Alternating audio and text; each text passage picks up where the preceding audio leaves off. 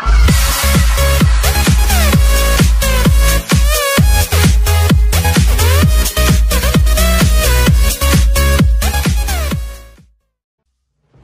మూవీలో నాటి beauty. Power star Pawan Kalyan మాటల మాంత్రికుడు త్రివిక్రమ్ శ్రీనివాస్ కాంబినేషన్లో సిద్ధమవుతున్న మూవీ ఎంత ఆసక్తి నెలకొందో తెలిసిందే. ఈ సినిమాకు సంబంధించిన మరో కొత్త విషయం బయటకు వచ్చింది.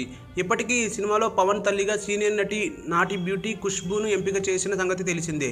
ఇదిలా ఉండగా తాజాగా మరో సీనియర్ నటిని కూడా సినిమా కోసం సంప్రదించినట్లు తెలుస్తుంది.